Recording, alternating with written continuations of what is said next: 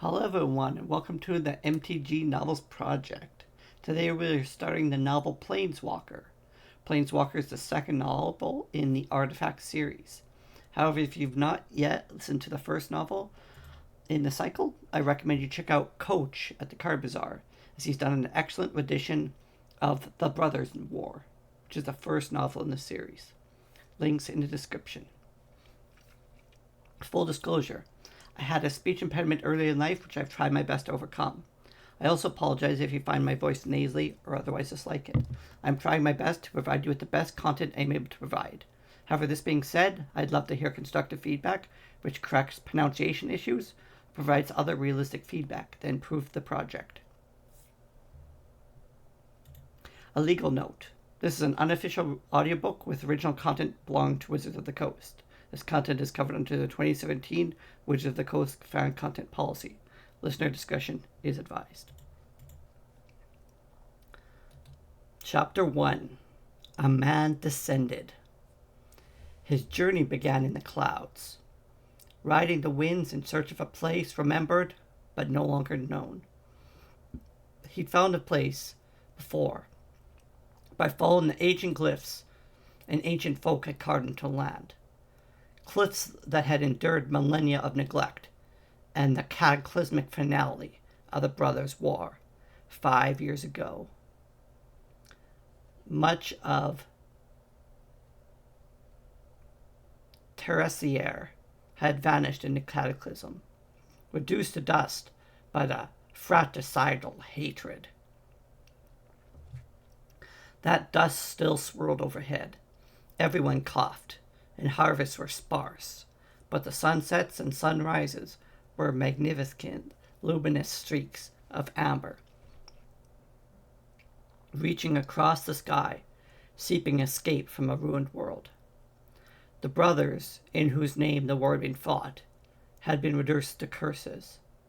By Urza's whim and Mishra's might, may you rot forever beneath the forests of sunken Argoth.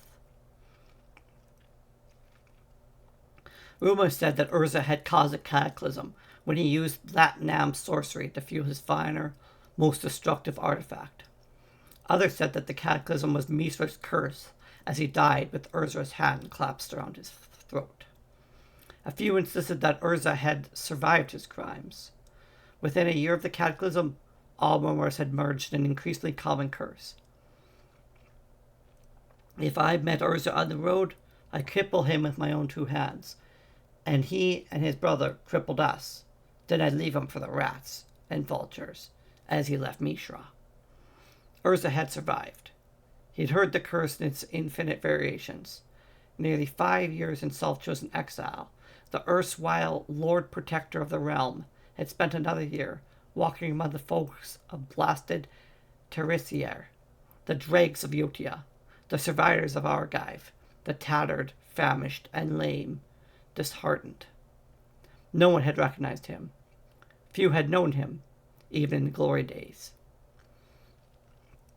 Urza had never been one to harangue his troops with rhetoric. He'd been an inventor, a scholar, an artificer, such as the world had not seen since the Thran. All he'd ever wanted was a study in peace. He'd had that peace once, near the beginning, and lost it. He'd lost everything to the man, the abomination his brother had become. A handful of Urza students had survived the cataclysm. They'd announced their master, and Urza hadn't troubled them with a visit. Urza's wife, Kayla Bane Krug, had survived too. She now dwelt in austere solitude with her grandson, writing an epic they called the Antiquity Wars. Urza hadn't visited her either. Kayla alone might have recognized him, and he had no words for her. As for her grandson, Jarsel, black-haired, stocky, charming, amiable, and quick-witted, Urza had glimpsed the young man just once, and that had been one time too many. His descent continued. Urza had not wanted to return to this place when the war had, in a very real sense, begun nearly 50 years earlier. He wasn't ashamed of what he'd done to end the war. Filling the boar-shaped Silas with his memories had been an act of desperation. The Silex itself had been a sudden and suspected gift, and until that day he had neither studied nor practiced sorcery. He hadn't known what using the Silex would do, but the war had to be stopped. The thing his brother had become had to be stopped, else Terresier's fate would have been much worse. Much worse. No, Urza would not apologize, but he was not pleased by his own survival. Urza should have died when the cyclist emptied. He suspected that he had died, but the power stones over which he and his brother had contended had preserved him. When Urza had awakened, the two Thran jewels had become his eyes. All Thran devices had been powered by such faucet stones, but his Might Stone and Misha's Weak Stone had been as different from ordinary power stones as a candle to the sun. Once rejoined with Urza's skull, the Thran Jones had restored him to his prime. He had no need for food or rest, though he continued to sleep, because a man needed dreams even more than he needed rest. And his new eyes gave him vision that reached around dark corners into countless other worlds. Urza believed that in time, the bottom realms of Terresier would recover, even thrive. But he had never wished to watch that excruciatingly slow process. So he'd walk away. For 5 years after the Silex endangered cataclysm, Urza had explored the round-the-corner worlds his faceted eyes revealed. In one such world, he had met another traveler, a woman named Mushuviel, who had confirmed what he had already guessed. He'd lost his mortality the day he destroyed Misha. The blast had slain him, and the Power Stones had brought him back to life, because he had always been, a Planeswalker, like Mushuviel herself. Mushuviel explained to Urza that the worlds he visited were merely a handful of the infinite planes of the multiverse, any of which could be explored and exploded by an immortal Planeswalker. She taught Urza to change his shape at will, and comprehend thought without the inconvenience of language or translation. But even among Planeswalkers, Urza was unique. For all her knowledge, Mushuviel couldn't see the multiverse as Urza saw it. Her eyes were an ordinary brown, and she never heard of the Thran. Mushuviel could tell Urza nothing about his eyes, except that she feared them, and feared them so much that she tried to snag him in a time pit. When that failed, she fled the plane where they'd be living. Urza had thought about pursuing Mushuviel, more from curiosity than from vengeance. But the plane she called Dominaria, the plane where he'd been born, the plane he'd nearly destroyed, kept his claws in his mind. 5 years after the cataclysm, Dominaria had pulled him home. Urza's descent ended on a wind-eroded plateau. Clouds thickened, turned gray. Cold wind, sharp with ice and dust, plastered long strands of ash-blonde hair across Urza's eyes. Winter had come earlier than Urza had expected, another unwelcome gift from the Silex. A few more days and the glyphs would have buried into spring. 4 millennia ago, the Thran had transformed the plateau into a fortress, an isolated stronghold where they'd make their proclamations. But no one had cracked that enigmatic code, and no one cracked it that afternoon. Urza's eyes gave him insight into their maker's language. Urza's jeweled eyes gave him no insight into their maker's language. 50 years ago, in his natural youth, Urza and his brother had named the great cavern within the plateau Corleos, and Corleos it remained. Corleos had been in ruins then. Now the ruins were themselves ruined, but not merely by the Cyclics. The brothers and the war had wrought this damage, plundering the whole plateau for Thran secrets, Thran power stones. In truth, Urza had expected worse. Mersha had held this part of Tessier for most of the war, and it pleased Urza to believe that his brother's allies had been more destructive than his own allies. In a dusty corner of his heart, Urza knew that he had been able to ravage Corleos. Even the shadows would have been stripped from the stones. but Misha's minions had piled their rubber nearby, almost reverently. Their shredded tents still flapped in the rising wind. Looking closer, Urza realized they left suddenly and without their belongings, summoned perhaps to Argoth, as Urza had summoned his followers for that final battle 5 years earlier. Urza paused on the careful excavated path. He closed his eyes and shuddered as memories flooded his mind. He and Misha had fought from the beginning in a sunlit Argive nursery. How could they not, when he was the eldest by less than a year? Misha was the brother everyone liked better. Yes, they'd been inseparable, so keenly aware of their differences that they'd come to rely on the other's strength. Urza never learned the arts of friendship or affection, because he had Misha between him and the rest of the world. And Misha, what had he given Misha? What had Misha ever truly needed from him? How long? Urza asked the wind in a whisper that was both rage and pain. When did you first turn away from me?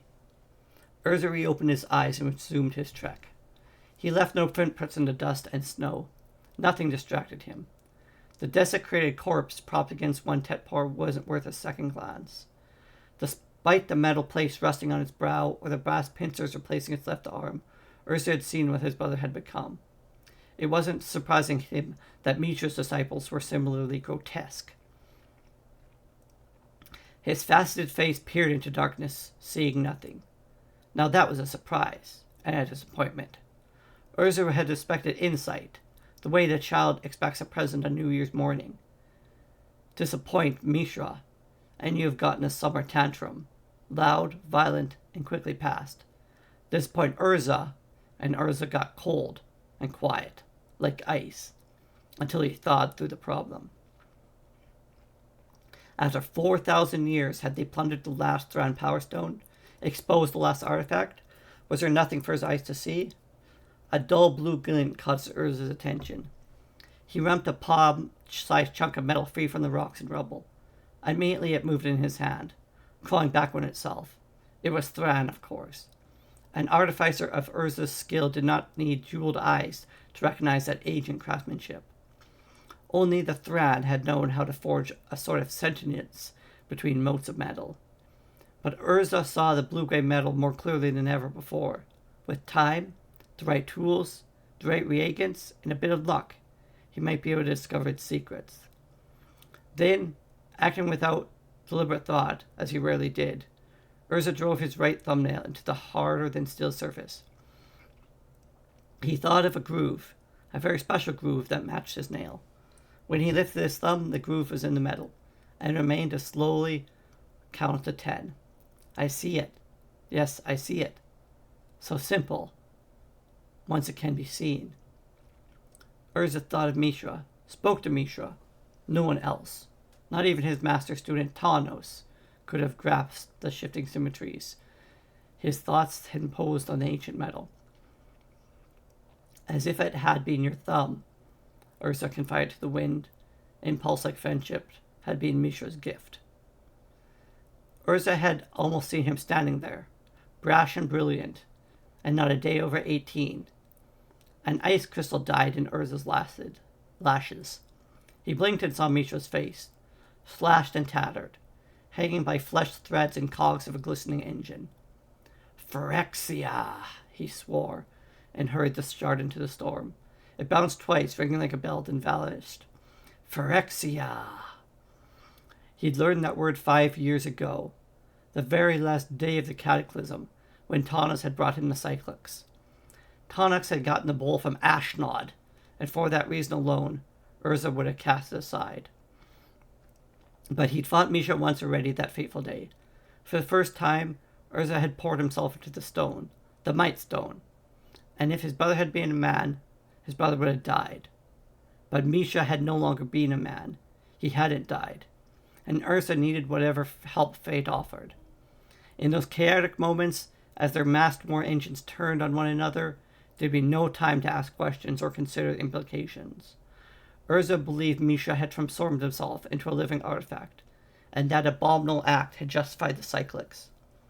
It was after, when there was no one left to ask, that the questions had surfaced. Tawnos had mentioned a demon, a creature from Phyrexia that had ambushed him and Ashnod. Never mind the circumstances that had brought Urza's only friend and his brother's treacherous lieutenant together on the Argoth battlefield. Tawnos and Ashnod had been lovers once, and love, other than an absolute devotion to inquiry or knowledge, meant very little to Urza. Ask instead, what was the Phyrexian doing in Argoth? Why had it usurped all the artifacts, his and Mishra's? Then ask a final question. What he or Misha to do with Phyrexia, that its demon had become their common enemy. Some exotic force, some Phyrexian force, had conspired against them, wandering, utterly alone, across the ruins of Tiresier. There had seemed no other explanation.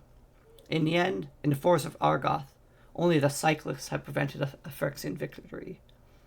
Within a year of the cataclysm, Urza had tracked the Cyclics back through Ashnod's hand to a woman named Lauren, whom he'd met in his youth.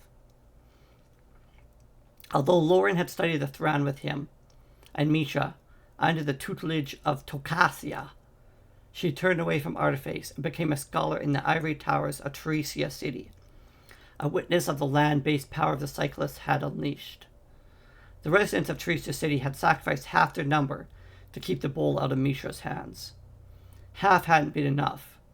Loran had lost the Cyclists and the use of her right arm to Ashnod's infamous inquiries, but the rest of her had survived. Urza had approached Loran warily, disguised as a woman who had lost her husband and both her sons in what he'd bitterly described as the brother's cursed folly. Lauren was a competent sage and a better person than Urza hoped to be, but she was no match for his jeweled eyes. As she heated water on a charcoal brazier, he'd stolen her memories. The Cyclics, of course, was gone, consumed by the force it had released, and Lauren's memory of it was imperfect. That was Ashnod's handiwork. The torturer had taken no chances with her many victims. Lauren recalled a copper bowl incised with Thran glyphs. Urza had forgotten until he saw him again in Lauren's memory. Some of the glyphs were sharp enough that he recognized them if he saw them again, but most were blurred. He could have sharpened those memories. His eyes had that power. But Urza knew better than to make the suggestion. Lauren would sooner die than help him. So they drank tea, watched the brilliant sunset, then went their separate ways. Urza had learned enough. The Thran, the vanished race who inspired every artifact, had made the Cyclists, and the Cyclics had saved Dulmeria from the Phyrexians. Although mysteries remained, there was symmetry, and Urza had hoped that symmetry would be enough to halt his dreams. He'd resumed his planeswalking. It had taken 5 years. Urza was nothing, if not a determined, even stubborn man, before he'd admit to himself that his hopes were futile. A year ago he'd returned to Dulmeria, to Argoth itself, which he'd avoided since the war ended. He'd found the ruined hilltop where he'd unleashed the land's fury and pain. He found Tawnos' coffin. Tawnos had spent 5 years sealed in stasis within the coffin. For him, it was as if the war hadn't ended and a cataclysm hadn't happened. The crisp images of the surfaces of Tawnos' awakened mind had been battle for chaos, Ashnod's lurid hair, and the demon from Phyrexia. If this thing is here, Tawnos had recalled his erstwhile lover's one-time torturer's words. Ashnod's statement had implied, at least to Tawnos, and from him to Urza, that she'd recognized the demon, a man-tall construction of shredded metal and writhing segmented wires. Urza recognized it too, or parts of it. He'd seen similar wires uncoiled from his brother's flenched body, attaching Misa to the dragon engine. This one is mine. More of Ashnod's sultry words lying fresh in Tawnos' mind. Urza's only friend had wanted to argue with Ashnod, to die beside her. She wouldn't grant him that dubious honor. Instead, she'd given him the Cyclics. Tawnos' memories had clouded quickly as he absorbed the vastly changing landscape. While Tawnos had sorted his thoughts, Urza had looked westward to the battlefield, now replaced by ocean. Ashnod, as treacherous as she had been beautiful, had betrayed everyone who fell into her power. Tanos' back still bore the scars. Mishra had judged her so unreliably that he banished her, only led her back for that last battle. Or had he? Had Mishra known Ashnod carried the Cyclics? Had the traitor himself been betrayed? Which was the puppeteer, and which the master? Why had the demon stalked Ashnod across the battlefield? What was her connection to Phyrexia? Urza had wrestled with such questions until Tanos had asked his own. Your brother? Dead, Urza replied, as his questions converged on a single answer. Long before I found him. The words had satisfied Tanos, who began at once to talk of other things, of rebuilding the land and restoring its vitality. Tanos, dear friend Tanos, had always been quite an optimist. Urza left him standing by the coffin, certain that they'd never meet again. For Urza, the realization that he had slain Mersha within the Cyclics had given him a sense of peace that had lasted for about a month until a new, stranger wave of guilt had engulfed it. He was the elder brother, charged from birth with the younger sibling's care. He'd failed. When Mishra had needed an older brother's help, that older brother had been elsewhere. He'd failed Mishra and all of Dominaria. His brother had died alone, betrayed by Ashmog, transformed by Phyrexian demon into a hideous amalgamation of flesh and artifice. Urza had returned to Argoth, and Tanos, as the snows had begun almost 1 year ago. He denied himself sleep or shelter, kneeling in the snow, waiting for Misha or death. It hadn't mattered which. Mushuviel had been correct. Urza had transcended death, and he'd found, to his enduring dismay, that he lacked the will for suicide. A late spring had freed him from his icy prison. He stood up, no weaker than he'd be when he knelt down. The left side of his face had been raw with bitter tears, where bitter tears had leaked from the weak stone, but it had healed quickly, within a few moments. He'd walked away with no marks from his season-long penance. In his youth, when his wife's realm of Yotia had sparkled in the sun, a man named Rusko had told Urza that a man had many souls throughout his life, and that after death, each soul was judged according to its deeds. Urza had outlived his souls. The Cyclics had blasted him out of the judgment's hands. No peasants would ever dull the ache of failure. All that remained was vengeance. Urza had spent the spring and summer ensuring himself that Ashnod had not survived. He skipped through the plains, returning after each unreal stride to Dominaria, in search of a woman who was too proud to change her appearance or her ways. When fall had arrived without a trace of her, Urza had turned his attention to Kollois, where he and Misha had come to manhood, pursuing relics of the Thran. His immortal memory, he discovered, was fallible. Planeswalking couldn't easily take him to a place he didn't quite remember. In the end, searching for places that had fallen from memory, he'd been reduced to surveying the vast tracts of barren land from the air, as he and his brother had surveyed them in their youth. He had given his eyes an immortality to have back just one of those days he and Misha had spent in Tokasia's camp. Sleety wind shut up his sleeves. Urza wasn't immune to the discomforts of cold, merely to their effects. He thought of a felted cloak. He spread downwards from his shoulders, thickening as he added a fur lining, then gloves, fleece-lined boots, and a soft-brimmed hat that didn't move in the wind. He'd continued along the path Misa's workers had left. As before, and despite his new boots, Urza left no footprints. With each stride, pain ratcheted through his skull. This close to the place where they'd journeyed for millennia, his jeweled eyes recalled another purpose. Hoping to dull the pain, Urza turned his back to the cavern. His throbbing eyes saw the snow-etched ruins as shadows painted on the gauzy cloth. nothing like the two real visions he'd suffered the day he'd acquired the Might Stone. Then the shadows expanded and began to move. They were different from his earlier visions, but not entirely. Where before he had watched white-robed men constructing black metal spiders, now he saw a battlefield swarming with artifacts. Another Argoth, but without the demonic disorder. At first, Urza couldn't distinguish the two forces. As an observer, might not have been able to distinguish his army from Mishra's. But as he looked, the lines of battle became clear. One side had its back against a caravan, and was fighting for the freedom of the plains beyond the hollow plateau. The other formed an arc as it moved from the narrow defile. That was the only way to those plains, meaning to crush its enemy against the cliffs.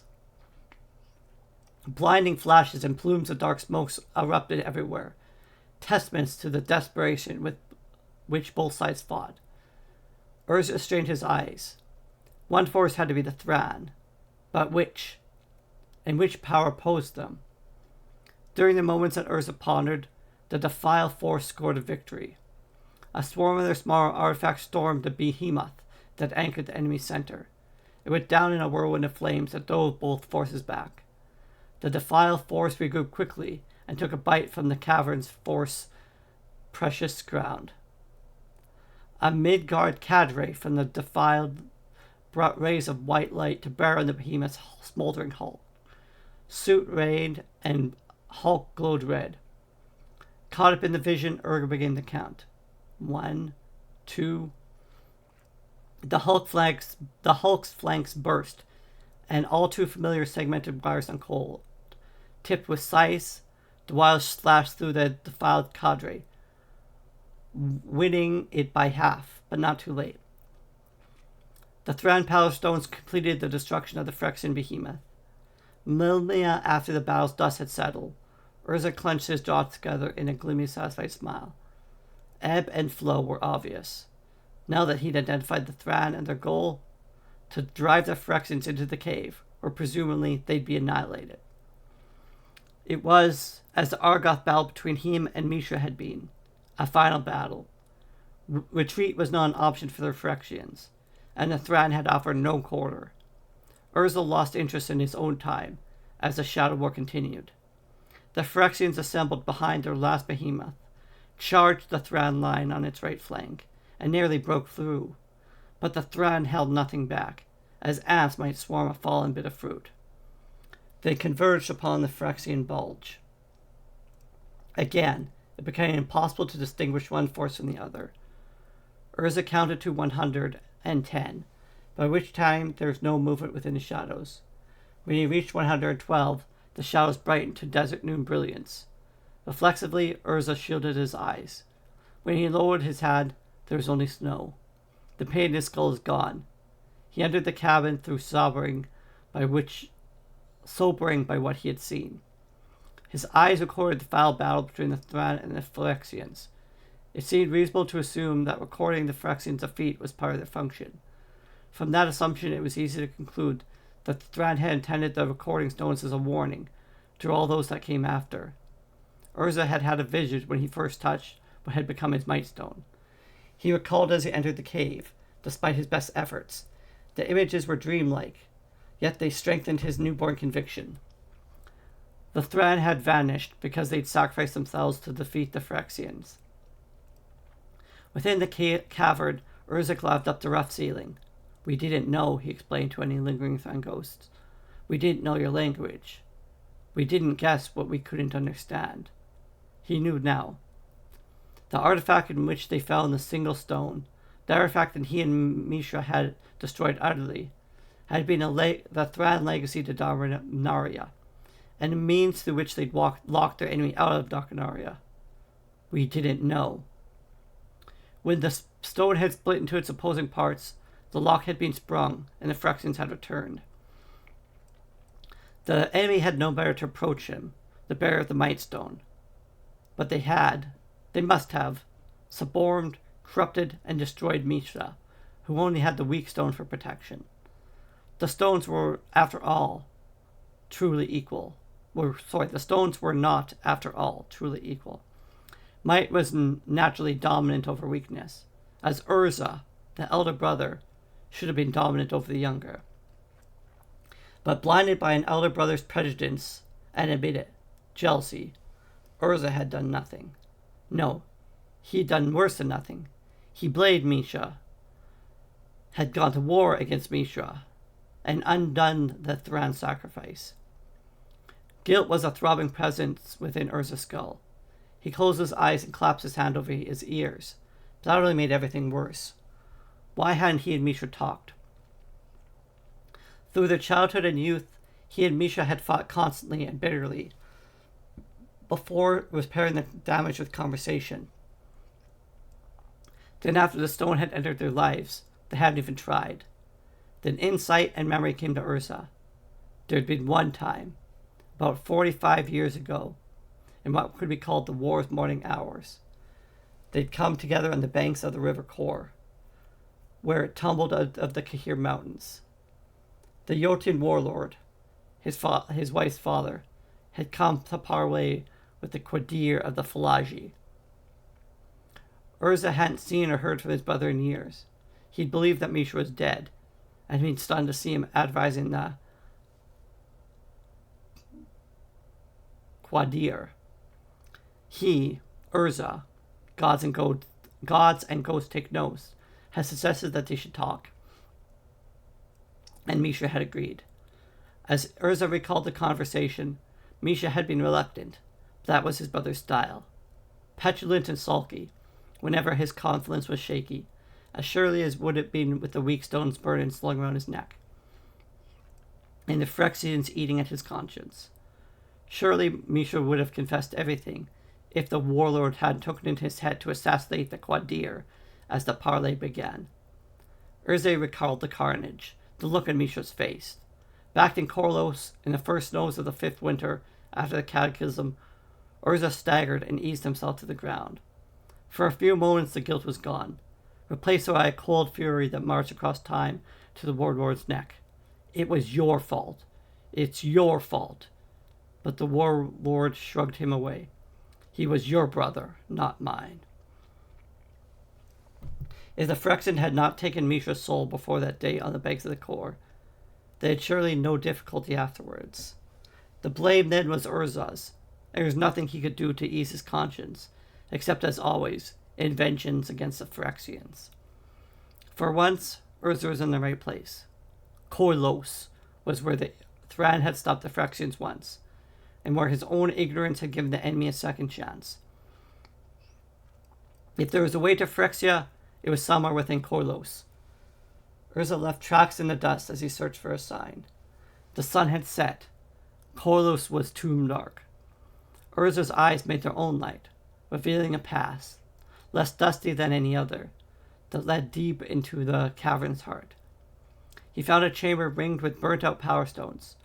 2 sooty lines were etched on the sand floor. Marks that had been Thran glyphs showed faintly between the lines. Urza used his eyes to scour the spot, but the glyphs, if glyphs they were, remained illegible. He cursed and knelt between the lines. There was the place, it had been very place, where the Phyrexians had entered Dominaria. There could be no doubt. Looking straight ahead, past the lines and the exhausted power stones, there was a crystal reliquary, atop a waist-high pyramid. The reliquary was broken and empty, but the pyramid presented an exquisitely painted scene to Urza's glowing eyes. The demon he had seen in Tanos' memory. Circling the pyramid, Urza saw 2 other demonic portraits, a picture of the chamber itself with a blast sticks rising between etched lines. He tore the chamber apart, looking for the disc, either its substance or the switch that awakened it. And not for the first time in his life, Urza failed. When Urza walked among the multiple planes of the multiverse, he began his journey wherever he happened to be, and ended it with an act of will or memory. He realized that the Phyrexians had used another way, but it lay beyond his comprehension, as did the plane from which they sprung. The multiverse was vast beyond measure, and filled with uncountable planes. With no trail or memory to guide him, Urza was a sailor on a becalmed scene beneath a clouded sky. He had no notion of which way to turn. I am immortal. I'll water the plains until I find their home. How long and hard the journey, I will destroy them as they destroyed my brother. And that is the end of chapter 1. Thank you for listening.